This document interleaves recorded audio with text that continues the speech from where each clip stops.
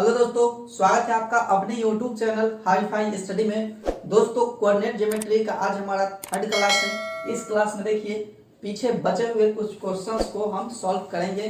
तो देखिए पहला क्वेश्चन क्या कहा गया है। पहला क्वेश्चन में हमसे पूछा गया है कि बिंदु -4 6 तथा 10 -4 के मध्य बिंदु के निर्देशांक क्या है वो बताना है। तो थोड़ा आप समझ लीजिए क्वेश्चन आपसे पूछना क्या चाहा है। जैसे ये सरल रेखा है, ये सरल रेखा है, यहाँ ए है और यहाँ बी है। ठीक, अब ए और बी का निर्देशांक आपको दिया गया है। ठीक, निर्देशांक दिया गया है यहाँ -4 और यहाँ 6 दे दिया गया है और यहाँ 10 और -4 दे दिया गया है। ए और बी का निर्देशांक आपको दे दिया गया है। कहता है ए और बी के बीच में मध्य में एक निर्देशांक होगा, वो बता दीजिए आपको। मतलब यहाँ x और y होगा। ठीक है, कोऑर्डिनेट ज्योमेट्री पढ़ते हैं तो x और y होगा। तो यही आपको मध्य का पूछा है। तो मध्य बिंदु का निर्देशांक का क्या होता है फॉर्मूला, वो देखिए। मध्य बिंदु के निर्देशांक फॉर्मूला होता है, जिस तरह से हम सेंट्रॉइड यानी केंद्रक के फॉर्मूला को पढ़े थे, वैसे मध्य बिंदु का भी फॉर्मूला होता है। क्या फॉर्मूला होता है? तो x1 आप प्लस का x2 आप बटा का 2 कर देते हैं तो x के लिए निकलता है। उसके बाद होता है, इसको हटा देते हैं, उसके बाद होता है y1 आप प्लस का y2 आप बटा का 2 होता है। तो ये हो गया आपको मध्य बिंदु के निर्देशांक का फॉर्मूला। मतलब x1 और x2 को जोड़ के 2 से भाग दे दीजिए, y1 और y2 को जोड़ के 2 से भाग दे दीजिए।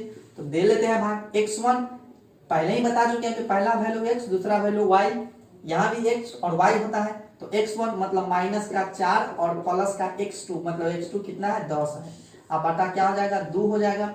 यहाँ से y1 प्लस y2 यानी y1 कितना है 6 है, अब प्लस का y2 कितना -4 है। तो इसको टोटले को हम -4 बना लेते हैं। -4 अब बटा का 2 हो जाएगा। यहाँ से क्या हो जाएगा इसका सॉल्यूशन, ये देखिए -4 आप प्लस 10 मतलब 6 और 6 बटा 2 कटने के बाद क्या हो जाएगा 3। यहाँ एक लाइन और बढ़ा लेते हैं, यानी ये 6 बटा का 2 हो जाएगा और यहाँ से ये हो जाएगा 2 बटा का 2 हो जाएगा। ये तो कट जाएगा 3 बार में, एक बार में। तो लिख सकते हैं क्या 3 और 1 मतलब मध्य बिंदु का निर्देशांक कितना आ जाएगा 3 और 1 आ जाएगा। तो आप फॉर्मूला को याद रखते हैं कि मध्य बिंदु के निर्देशांक x1 प्लस x2 बटा का 2, y1 प्लस y2 का बटा का 2 और x1 y1 क्या होता है ये तो पहले ही बता चुके हैं। अब दूसरा क्वेश्चन कहा है कि बिंदु 4 5 -3 -2 के बीच की दूरी का फर्क।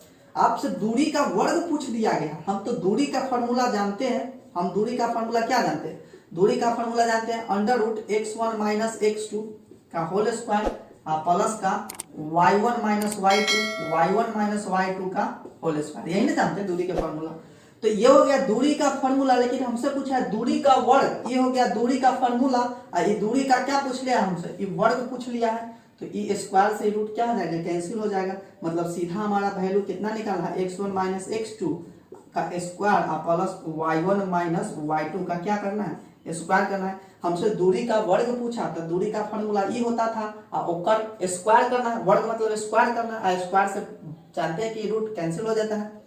x1 का वैल्यू इसमें से 4 रख देंगे और x2 का वैल्यू क्या रखेंगे माइनस का 3 यानी माइनस माइनस क्या हो जाएगा प्लस हो जाएगा, ये स्क्वायर हो जाएगा। अब प्लस यहाँ से y1 कितना है तो y1 हमारा 5 है और y2 माइनस का 2 यानी माइनस माइनस क्या हो जाएगा प्लस हो जाएगा, स्क्वायर हो जाएगा।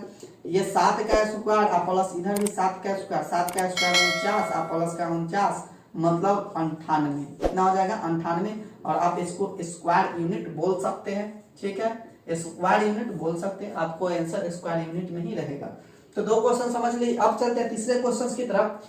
तीसरा क्वेश्चन क्या कहा गया है कि बिंदु 5 8 का x अक्ष से दूरी। बहुत सताता है इस तरह का क्वेश्चन, लेकिन अभी देखिए क्या करना है। इसमें क्या कहा है कि बिंदु 5 8 का x अक्ष से दूरी ना, ऐसा एगो लाइन खींच दीजिए। ठीक, लाइन खींच दिए तो ये होता है y, ये होता है x, जानते हैं 0 होता है।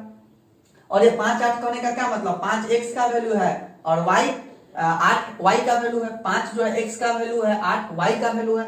मतलब x अक्ष पर कितना जाना है हमको 5 जाना है। x अक्ष है तो यहाँ 5 जाना है, 1 2 3 4 ये 5 हो गया, 5 जाना है। y पर कितना जाना है 8 जाना है, 1 2 3 4 5 6 7 8 तो y पर 8 चले गए। तो भाई हमसे पूछा है कि x अक्ष से दूरी कितना है। तो x अक्ष से 5 8 है तो 5 से इधर बढ़ जाएंगे कहाँ है, 8 पर मिलेगा कि नहीं, यहाँ हो जाएगा, यहाँ हो जाएगा 5 8, ठीक।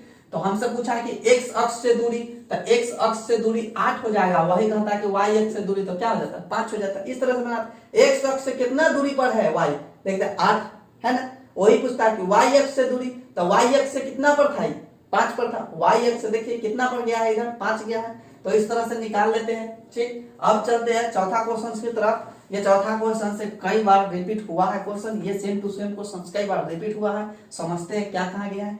k के किस मान के लिए 1 4 k - 2 और -3 16 एक रैखिक होगा। तो एक रैखिक का हम चर्चा पिछले क्लास में कर चुके हैं कि त्रिभुज का क्षेत्रफल 0 रखना है, तो त्रिभुज का क्षेत्रफल होता है 1/2। आप फार्मूला लगाते हैं x1 यहाँ y2 और माइनस का y3 प्लस x2 और y3 या माइनस y1 प्लस x3 यहाँ से हो जाता है y1 और माइनस का क्या y2 बराबर क्या हो जाएगा 0 हो जाएगा, यही ना जानते हैं। अब आपको x1 y1 का वैल्यू है, x2 y2 का वैल्यू है, x3 y3 का वैल्यू है। यहाँ से अब आपको वैल्यू रख के सॉल्व करना है, तो 1/2 का 1/2 हो जाएगा। x1 के जगह आपको 1 रखना है, आप ध्यान से रखिएगा, 1 रखना है। y2 तो y2 इसमें हो जाएगा k नहीं y2 माइनस का 2 है, y2 माइनस का 2 और y3 16 है, तो माइनस का क्या हो जाएगा 16 हो जाएगा और प्लस x2 रखना है, तो x2 k है ब्रैकेट में जोड़ देंगे। y3 कितना है 16 है और माइनस का y1 कितना है, तो y1 4 है, तो y1 4 रख देंगे और प्लस का x3 माइनस का 3 है, तो ये माइनस का 3 हो जाएगा, माइनस का 3 बना दिए, ठीक। अब y1 माइनस y2 रखना है, y1 4 है और माइनस y2 माइनस का 2 है, तो प्लस का ये 2 हो जाएगा, माइनस प्लस बराबर 0 हो जाएगा।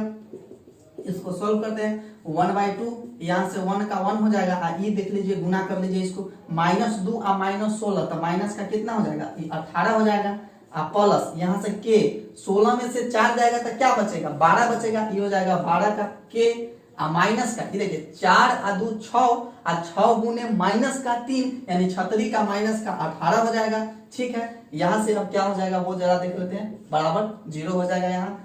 अब ये क्या होने वाला है 1/2 हो जाएगा।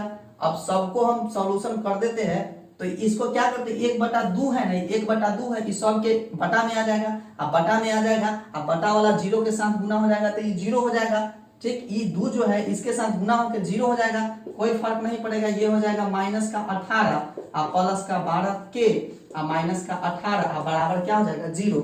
ये 2 0 के साथ ऐसे रहता है कि 1/2 और बराबर 0, तो यहाँ से 1 बराबर क्या तिरछा तिरछी गुना होता है, 1 बराबर क्या 2 गुने 0 हो जाएगा, 0 हो जाता है यहाँ से।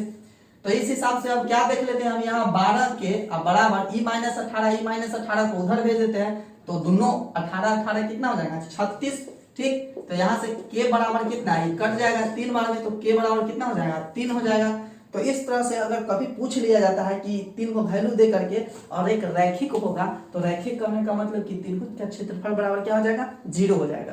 तो इस तरह से अगर याद रखते हैं इस कॉन्सेप्ट को, 1 से 2 क्वेश्चन हर एक एग्जाम में पूछा जाता है, रेलवे एसएससी और आपको एमटीएस में 1 क्वेश्चन हमेशा पूछा जाता है, कभी कभी 2 क्वेश्चन 3 क्वेश्चन भी पूछ लिया जा सकता है, कोई दिक्कत नहीं है। आप अगर इस तरह से 3 क्लास करवाए हैं कोऑर्डिनेट ज्योमेट्री का, तीनों क्लास अगर आप देख लेते हैं, एक भी क्वेश्चन आपसे छूटने वाला नहीं है। तो फिलहाल आज के लिए इतना ही रखते हैं। कैसा लगा क्लास कमेंट करके जरूर बताइएगा। चैनल पर पहली बार विजिट किए, चैनल को सब्सक्राइब जरूर कर लीजिएगा और अपने दोस्तों तक शेयर भी कर दीजिएगा। तो फिलहाल मिलते हैं अगले क्लास में, तब तक के लिए जय हिंद।